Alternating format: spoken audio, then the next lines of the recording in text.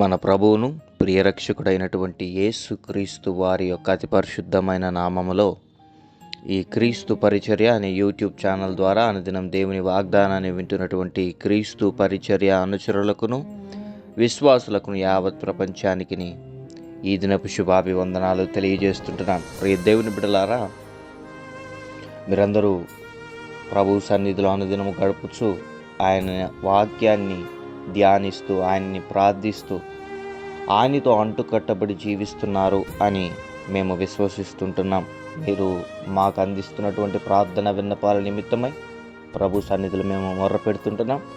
దేవుని చిత్తాన్ని మీరు గ్రహించి తద్వారా మీరు దేవునికి అనుకూలంగా జీవించు వారులాగున ముందుకు కొనసాగిపోవాలని ప్రభు నామం పేరట నేను మిమ్మల్ని మనవి చేసుకుంటున్నాను. ప్రియ దేవుని బిడ్డలారా, మనకు సమయము చాలా తక్కువగా ఉన్నదని దురాత్మలు ఏ విధంగా గ్రహించాయో మనము కూడా యేసు ప్రభువారు అతి సమీపముగా ఉన్నారని గ్రహించి మన జీవితాలని మన బలిపీఠాలని మనం కట్టుకుంటూ ప్రభు సన్నిధిలో మనము ఎంతగానో విశ్వాసులుగా బలపడి ఆయన రాజ్యము కోసము ఎదురు చూడాలన్నది మా కోరిక, మా విశ్వాసం. ఆ రకంగా మిమ్మల్ని తీర్చిదిద్దాలి. అనుదినం దేవునితో ఎలా నడవాలి, దేవుని మీద మీ విశ్వాసాన్ని, మీ పటుత్వాన్ని కోల్పోకుండా ఆయన వైపు చూస్తూ ఎలా మీరు క్రైస్తవం అనే ఈ ఒక భక్తి సాధన మార్గంలో ముందుకు కొనసాగిపోవాలి అన్నది మేము మీకు నేర్పించాలన్నదే మా లక్ష్యం. ఎందుకనంటే క్రైస్తవం అని అంటే అదొక మతం కాదండి. క్రీస్తును అనుసరించి నిత్య జీవానికి వెళ్ళేటువంటి ఒక దారి అది. దేవుని అనుసరించిన వారు, దేవుని గురించి తెలుసుకున్న వారు, నిజమైన దేవుని సొంత రక్షకుడుగా అంగీకరించిన వారు యేసు ప్రభువుని మాదిరిగా తీసుకుని బ్రతకడానికి ఉత్సాహం చూపిస్తారు. ఎందుకంటే ఆయన ఎలా బ్రతకాలో, ఎలా ఈ మానవాళితో సంచరించాలో, ఎలా ఈ మానవాళి దగ్గర నుంచి మనము కుయుక్తులుగా, అంటే ఇప్పుడు ఒక రకంగా ఉండి నెక్స్ట్ మినిట్లో ఇంకొక రకంగా మారిపోయే మనుషులతో మనం ఏ రకంగా ముందు కొనసాగిపోవాలో కూడా యేసుక్రీస్తు ప్రభువారు మనకు లేఖనాల ద్వారా బోధించారు. ప్రియ దేవుని బిడ్డలారా, మనం చాలా జాగ్రత్తగా ఉండాలి. ఎందుకంటే మనము కుటీలమైన స్వభావం కలిగిన వారుగా ఉండకూడదు. కానీ మన స్వభావము ఎప్పుడూ కూడా యేసు ప్రభువు ఎలాగైతే ఇతరులను ప్రేమించాడో అలాగే మనము కూడా క్రీస్తు ప్రేమని అందరికీ పంచుతూ, అందరితో కలివిడిగా ఉంటూ, అందరి కోసం ప్రార్థిస్తూ మనము దేవుని రాకడ కోసం సిద్ధపడాలి. నేను ఎందుకు ఈ మాటలనే చెప్తున్నానంటే, యేసు ప్రభు వారిని నిందించి యేసు ప్రభు వారిని మరణానికి అప్పచెప్పిన మనుషులని, యేసు ప్రభువుని దారుణాతి దారుణంగా కొట్టి హింసించిన మనుషులను కూడా తండ్రి వీరేమి చేయుచున్నారో వీరు ఎరుగరు గనుక వీరిని క్షమించుడి అని గొప్ప మాట పలికిన మహనీయుడు నీ దేవుడు నా దేవుడు. ప్రియ దేవుని బిడ్డలారా, మనమైతే మన మీద దోషారోపణ వేయబడినప్పుడు, మనం చేయని తప్పుని మన మీద రుద్దుతున్నప్పుడు, మనం ఎటువంటి పాపము చేయకుండా మనుషులు మనల్ని హింసిస్తున్నప్పుడు, నానా రకమైనటువంటి మాటలు మాట్లాడుతున్నప్పుడు మనమైతే ఊరుకోం. ఖచ్చితంగా తిరిగి దాడి చేయడం కానివ్వండి, న్యాయాన్ని ఇదిగో మనకు జరిగించే వారి దగ్గర మనం నిలబడడం కానివ్వండి, ఇదిగో దానికి సంబంధించినటువంటి అన్ని అధికార పనులు కానివ్వండి, దానికి ఏ రకమైనటువంటి అధికారం పలుకుబడి ఉన్నా కానివ్వండి, మనం దాన్ని ఎదిరించడానికి మనం ముందుకు వస్తాం. కానీ యేసు ప్రభు వారు ఆయనకున్నటువంటి సర్వశక్తులను కూడా పక్కన పెట్టి ఆయన మనుషులకి లొంగిపోయి మన కోసం మరణించాడు అన్న ఒక విషయాన్ని మీరు మర్చిపోకూడదు. ప్రియ దేవుని బిడ్డలారా, ఈ దినాన దేవుని వాక్య ధ్యానంలో కనుక మనం వచ్చినట్లయితే యోహాను సువార్త 4వ అధ్యాయంలో ఒక సమరయ స్త్రీ గురించి ఈ రకంగా లిఖింపబడి ఉంటుంది. దేవుడు ఎలా ఆమె జీవితాన్ని మార్చాడు, ఇదిగో ఆమెకున్నటువంటి అలసి ఉన్న ప్రాణాన్ని దేవుడు ఎలా తృప్తిపరిచాడు, ఆమె జీవితంలో కొదువైన వాటిని దేవుడు ఎలా ఆమెకు అందచేశాడో వాక్యంలో క్లియర్గా లిఖింపబడి ఉంటుంది. ఇదిగో యోహాను కంటే యేసు ప్రభువు అనేక మందికి బాప్తీసం ఇస్తున్నాడని చెప్పేసి పరిసయ్యులు తెలుసుకున్నప్పుడు యేసు ప్రభు ఏం చేస్తాడనంటే ఆ ప్రదేశాన్ని విడిచిపెట్టేసి గలిలయ దేశానికి తిరిగి వస్తాడు. ఆయన యేసు ప్రభు బాప్తీసం ఇవ్వట్లేదండి. ఆయన శిష్యులు ఆయన నామం పేరిట బాప్తీసం ఇస్తూ వస్తుంటారు. ఆ టైంలో ఆయన సమరయ మార్గం గుండా వెళ్ళవలసి వస్తుంది. యాకోబు తన కుమారుడైన యోసేపుకి ఇచ్చినటువంటి భూమి దగ్గరనున్న సమరయలోని సుకారాను అనే ఒక ఊరికి దేవుడు వస్తాడు. అక్కడ యాకోబు బావి అనేది ఒకటి ఉంటుంది. యేసు ఆయన ప్రయాణం చేసి వచ్చిన దాని వలన అలసిపోయి అక్కడ ఆ బావి దగ్గర కూర్చొని ఉంటాడు. అప్పటికి ఇంచుమించు 12 గంటలు అవుతుంటుంది. సమరయ స్త్రీ అనే ఒక ఆమె నీళ్లు చేదుకోవడానికే అక్కడికి వస్తుంటుంది. యేసు ఆమెను ఏమడుగుతాడంటే, నాకు దాహం వేస్తుందమ్మా, నీళ్లు కావాలి అని ఆమెను అడిగినప్పుడు ఆమె ఒకటే మాటలంటుంది. అక్కడ 7వ వచనం కనుక చూస్తే, యోహాను సువార్త 4వ అధ్యాయము 7వ వచనం. దయచేసి మీ దగ్గర బైబిల్ ఉన్నట్లయితే తెరిచి మీరు కూడా అనుసరించవలసిందిగా ప్రభు నామం పేరిట నేను మిమ్మల్ని వేడుకుంటున్నాను. యోహాను సువార్త 4వ అధ్యాయం 7వ వచనం. సమరయ స్త్రీ ఒకటి నీళ్లు చేదుకొనుటకు అక్కడికి రాగా, యేసు నాకు దాహమునికిమ్మని ఆమెను అడిగాను. ఆయన శిష్యులు ఆహారం కొనుటకు ఊరిలోనికి వెళ్ళి ఉండరి. ఆ సమరయ స్త్రీ, యూదుడవైన నీవు సమరయ స్త్రీనైనా నన్ను దాహమునికిమ్మని ఎలా అడుగుచున్నావని ఆయనతో చెప్పాను. ఏలి అనగా యూదులు సమరయులతో సాంగత్యము చేయరు. అందుకు యేసు, నీవు దేవుని వరమును నాకు దాహమునికిమ్మని నిన్ను అడుగుచున్న వాడెవడో ఆయనను ఎరిగి ఉంటే నీవు ఆయనను అడుగుదువు, ఆయన నీకు జీవజలమిచ్చునని ఆమెతో చెప్పాను. అప్పుడు ఆ స్త్రీ, అయ్యా, ఈ బావి లోతైనది, చేదుకున్నట్టుకు నాకేమీ లేదే. ఆ జీవజలములు ఎలాగూ నీకు దొరుకును? తానును తన కుమారులను పశువులను ఈ బావిలో నీళ్లు త్రాగి మాకిచ్చిన మా తండ్రి అయిన యాకోబు కంటే నీవు గొప్పవాడవా అని ఆయన అడిగాను. అందుకు యేసు, ఈ నీళ్లు త్రాగు ప్రతివాడు మరలా దప్పికొనును, నేనిచ్చు నీళ్లు త్రాగు వాడెప్పుడును దప్పికొనడు. నేనిచ్చు నీళ్లు నిత్య జీవమునకై వానిలో ఊరడి నీటి బుగ్గగా ఉండనని ఆమెతో చెప్పాను. ప్రియ దేవుని బిడ్డలారా, మీరు గమనించండి. యేసు ప్రభు వారు ఆమెని దాహానికి నీళ్ళిమ్మని అడిగినప్పుడు ఆమె, యూదుడు అయిన నీవు సమరయ స్త్రీ అయిన నన్ను దాహమునకు అడుగుచున్నావే, ఎవరో అయ్యా నువ్వు? అసలు సమరయులు యూదులతో సాంగత్యం చేయరు కదా, నువ్వెలా నన్ను అడుగుచున్నావు నీళ్లు అని అడిగినప్పుడు యేసు ప్రభు అంటాడు, ఇదిగో నిన్ను దాహమునికి ఇమ్మని అడుగుచున్న ఆయన ఎవరో నీకు తెలిసి ఉంటే ఆయన నీకు ఏ నీళ్ళు ఇస్తాడు అని అంటే, జీవజలము అనొక నీళ్ళని ఆయన నీకు ఇస్తాడు. నువ్వు ఆయన అడుగుదువు, ఆయన నీకు ఇస్తాడని అంటే, అయ్యా, ఇదిగో నేను నా కుమారులను నా పశువులను ఈ బావిలోని నీళ్లు తాగడానికి మా తండ్రి అయినటువంటి యాకోబు మాకు ఈ బావి ఇచ్చాడు, ఆయనకంటే నువ్వు గొప్పవాడువా అని ఆమె అడుగుతుంది. అప్పుడు యేసు ప్రభు వారు అన్న మాట ఏంటంటే, నేనిచ్చు ఈ బావిలో ఉన్న నీళ్లు తాగిన వాడు మరలా దప్పికొంటాడమ్మా, కానీ నేనిచ్చు నీళ్లు త్రాగువాడు ఎన్నడూ తప్పికొనడని నీతో చెప్పుచున్నాను అని అంటుంది.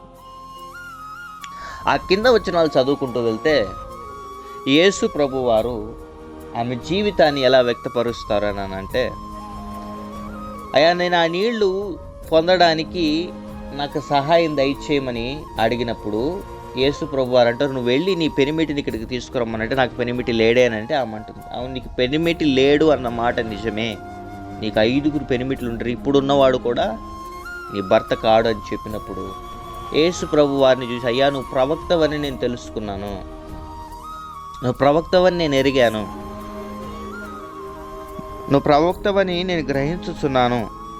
మా పితరులు ఈ పర్వతమందు ఆరాధించిరి గాని ఆరాధింపవలసిన స్థలము యెరూషలేములో ఉన్నదని మీరు చెప్పుదురని ఆయనతో అనగా, యేసు ఆమెతో ఇట్లనెను, అమ్మా, ఒక కాలము వచ్చుచున్నది, ఆ కాలమందు ఈ పర్వతము మీదనైనను యెరూషలేములోనైనా మీరు తండ్రిని ఆరాధింపరు. నా మాట నమ్ముము, మీరు మీకు తెలిసిన దాన్ని ఆరాధించువారు, మేము మాకు తెలిసిన దానిని ఆరాధించువారము. రక్షణ యూదులలో నుండి కలుగుచున్నది. ఇప్పుడు మనము ఈ వాక్య భాగాన్ని బాగా అర్థం చేసుకున్నట్లయితే చూడండి, సమరయ స్త్రీ జీవితం అంతా లాస్ అయిపోయినటువంటి జీవితం, ఇదిగో చేదును అనుభవిస్తున్నటువంటి జీవితం.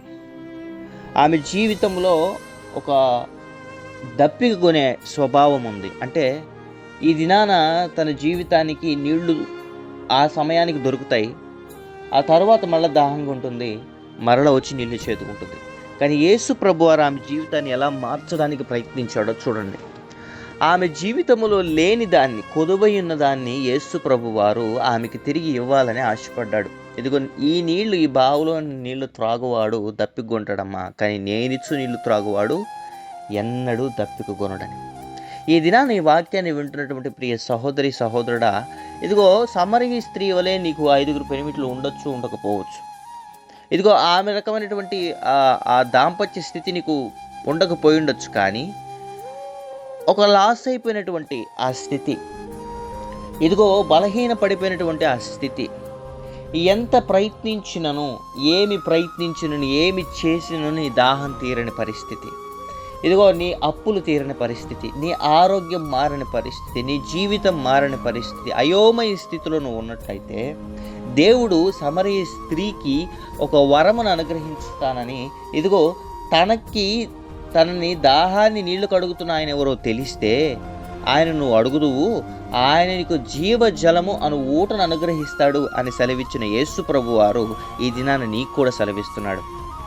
నీవు ఆరాధిస్తున్న దేవుడు ఎంత గొప్ప ఆయనో నీకు తెలిస్తే, నీవు ప్రార్థిస్తున్న దేవుడు నీ జీవితంలో ఏ మహత్కార్యాలు చేయగలడో నీకు తెలిస్తే, ఇదిగో ఆయన కూడా నీ జీవితంలో చాలిన దేవుడుగా జీవజలపు ఊటల్ని, ఎడారి వంటి నీ జీవితంలో నీటి ఊటల్ని ఉబికింప చేయబోతున్నాడు ఈ దినాన. దానికి నువ్వు చేయవలసినదేంటి? దాన్ని పొందడానికి నువ్వు చేయవలసినదేంటి? యేసు ప్రభువు మీద విశ్వాసం ఉంచడం.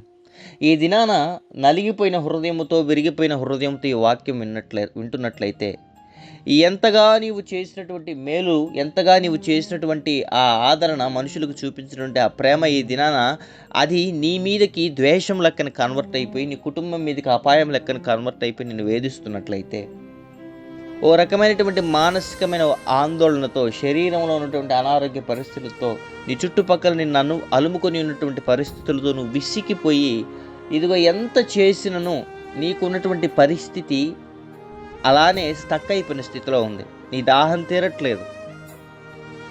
ఇదిగో ఆ దాహం తీరి నువ్వు సంతోషంగా ఉంటావని నువ్వు ఆశపడుతున్నావు, కానీ అది జరగట్లేదు.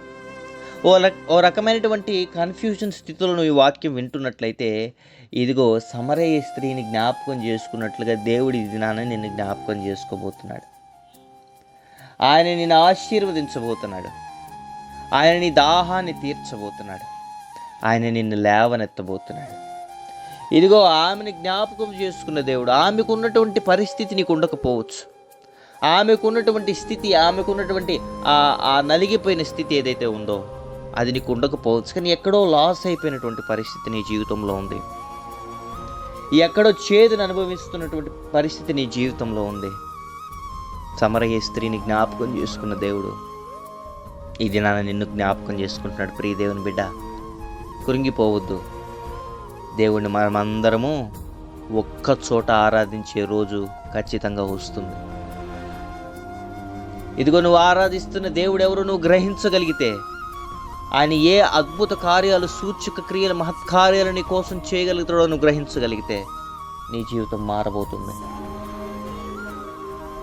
నీ జీవితంలో ఆ కొదువుగా ఉన్న దాన్ని దేవుడు ఈ దినాన్ని నీకు అనుగ్రహించబోతున్నాడు. నీ పరిస్థితిని మార్చబోతున్నాడు. నీకున్నటువంటి ప్రతికూల పరిస్థితుల్లో నలిగిపోయి విసిగిపోతూ ఏం చేయాలో తెలియని పరిస్థితిలో ఉన్నట్లయితే, దేవుడు ఈ దినాన్ని నీ పరిస్థితిని జ్ఞాపకం చేసుకుని ఎండిపోయిన నీ బ్రతుకులో జీవజలమన ఊటని పంపించబోతున్నాడు. మోడుబారిన నీ జీవితాన్ని చిగురింపజేయబోతున్నాడు. నీకోసం నేను ప్రార్థించబోతున్నాను. ప్రార్థన. మహాపరిశుద్ధుడును, మహోన్నతుడును, సర్వోన్నతుడును, జీవాధిపతి, జీవమగలిగిన రాజా, నీ ఘనమైన నామానికి స్తుతులు, స్తోత్రాలు, వందనాలు. గడిచిన నెలంతయు మమ్మల్ని నీ చల్లని రెక్కల నీళ్ళకి దాచి కాచి కాపాడి ఈ జూలై మాసంలోకి మమ్మల్ని ప్రవేశపెట్టిన గొప్ప రీతిని బట్టి నీకు వందనాలు. అయా, గత నెలల నుంచి, గత సంవత్సరాల నుంచి బిడ్డలు ఏవైతే లాస్ అయిపోయి ఉంటున్నారో, ఎక్కడైతే ప్రభానైనా ఇదిగో ఒక రకమైనటువంటి పరిస్థితులలో నలిగిపోయి ఈ వాక్యాన్ని వింటున్నారో నాకైతే తెలియదు, కానీ బిడ్డలు ఎక్కడెక్కడైతే లాస్ అయిపోయిన ఇయర్స్ అన్నీ ఉంటున్నాయో, ఇదిగో ఈ రాబో నెలలో ఈ నూతన నెల నుంచి ప్రభానైనా తిరిగి వచ్చు ప్రభానైనా నెలన్నింటిలో బిడ్డలు ఆశీర్వదింపబడినట్లుగా బిడ్డల్ని జ్ఞాపకం చేసుకోమని ప్రార్థిస్తున్నాం. బిడ్డలకు విరుద్ధంగా లేస్తున్నటువంటి సకల విధములైనటువంటి దురాత్మ సమూహాన్ని బంధిస్తున్నాం ప్రభా. నీ కృపని, నీ సమాధానాన్ని బిడ్డల మీద ప్రకటిస్తున్నాను, బిడ్డల కుటుంబాల మీద ప్రకటిస్తున్నాను. ఆ బిడ్డలు చేస్తున్నటువంటి ఈ దినాన్ని చేస్తున్నటువంటి ప్రతి పనిలో బిడ్డలకి ప్రభానైనా మంచి విజయాన్ని అనుగ్రహించమని ప్రార్థిస్తున్నాం. ప్రార్థనకి, నీ వాక్యానికి నీ ఆటంకపరుస్తూ మమ్మల్ని, మా ఆరోగ్యాన్ని బలహీనపరుస్తున్న దురాత్మ చీకటి అంధకార సమూహాలు లయమైపోవును గాక. ఇదిగో ఆయా సేవ చేస్తున్నటువంటి మా మీద కూడా పడుతున్నటువంటి అనేక రకమైనటువంటి పరిస్థితులను బట్టి నీ సన్నిధానంలో ప్రార్థిస్తున్నాం తండ్రి. ఈ సేవకును మాకును విరుద్ధంగా ఆటంకంగా లేస్తున్న మనుషులైనను, అది దురాత్మ శక్తులైనను, అనారోగ్య పరిస్థితులైనను, కుటుంబ సమస్యలైనను, సకల విధములైన పరిస్థితుల నుంచి విడుదల అనుగ్రహించమని ప్రార్థిస్తున్నాం. మాకున్న ప్రతికూల పరిస్థితుల్లో నుంచి ఈ వాక్యాన్ని మేము అందిస్తున్నప్పుడు ఎంతమంది బిడ్డలైతే దాన్ని స్వీకరించి ప్రభానైనా మనసులో ఉంచుకొని ప్రభా ఈ సన్నిధిలో ఎదగడానికి ప్రభానైనా ముందుకు వస్తుంటున్నారో బిడ్డలను జ్ఞాపకం చేసుకుని ఉన్నత స్థాయిలో ఉంచండి. ఈ దినాన్ని ఎంతమంది అయితే బిడ్డల ప్రభానైనా ఏ పరిస్థితుల్లో ఉండి వాక్యాన్ని వింటున్నారో, ఏ దేశాల్లో, ఏ ప్రాంతాల్లో, ఆయా పట్టణాల్లో, ఆయా సమయాలకు వింటున్నారో నాకైతే తెలియదు, కానీ యేసు నామములో బిడ్డలకున్నటువంటి ప్రతి ప్రతికూలమైన పరిస్థితుల నుంచి ఇప్పుడే విడుదల కలుగును గాక. ఆ బిడ్డలకున్నటువంటి అప్పులు, అనారోగ్య పరిస్థితులు, గొడవలు, ఆయా కోర్టు కేసులు, సకల విధమైన పరిస్థితుల నుంచి బిడ్డలకి ఇప్పుడే విడుదల కలుగును గాక. భార్యాభర్తల మధ్య సఖ్యతను అనుగ్రహించండి. విడిపోయిన భార్యాభర్తలు ప్రభావం తిరిగి కలుసుకొనుదురు గాక. వారి కుటుంబాలు కట్టబడినట్లుగా ప్రభావం దురాత్మ చీకటి అంధకార సమూహాలు విడగొట్టడానికి ప్రయత్నిస్తుంటే ప్రభా యేసు నామముల ప్రభా నీ దాసుడిగా నేను ప్రకటిస్తున్నాను, కుటుంబాలు కట్టబడును గాక. దుర్వ్యసనాల చేత ప్రవరణ ఏడ్చబడి భార్యల్ని ప్రవణ బిడ్డల్ని హింసిస్తున్నటువంటి ప్రవణ పురుషులు మారు మనసు పొంది ప్రవరణ ఇదిగో ప్రవణ వారి కుటుంబాన్ని మంచిగా ప్రవరణ ఇదిగో ఆదరించులాగిన మంచి మనసు ఇప్పుడే నూతనమైన హృదయాన్ని బిడ్డలకు అనుగ్రహించమని ప్రార్థిస్తున్నాం. అప్పుల చేత, ఇరుకుల ఇబ్బందుల చేత, ఉద్యోగలేమి చేత, నానా రకమైన సమస్యల చేత ఇరుకులు ఇబ్బందులు అనుభవిస్తున్న బిడ్డలకి సమాధానాన్ని ఇప్పుడు అనుగ్రహించండి, విడుదలను అనుగ్రహించండి. అప్పుల నుంచి మంచి ఉద్యోగాలను అనుగ్రహించమని ప్రార్థిస్తున్నాం.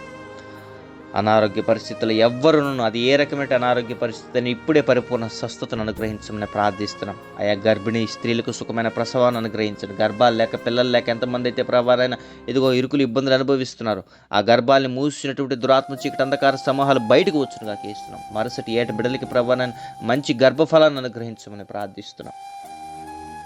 మరి అదే రకంగా ప్రభానైనా ఎంతమంది అయితే ప్రభావం విధవరాళ్ళు ప్రభానైనా భర్తలను కోల్పోయి బిడ్డలను పెట్టుకుని రోధిస్తుంటున్నారో ఆ బిడ్డల హృదయాల్ని ధైర్యపరిచి ఆ బిడ్డల కుటుంబాలకి చాలని దేవుడుగా ఉండి నిలబెట్టమని ప్రార్థిస్తున్నాం. వివాహాల కోసం ఎదురు చూస్తుంటున్న బిడ్డలకి ప్రభావం మంచి ప్రభావైన సూటబుల్ మ్యాచెస్, నీ చిత్తంలో ఉన్న మ్యాచెస్ ప్రభావం వచ్చి ఘనంగా వివాహాలు జరుగును గాక.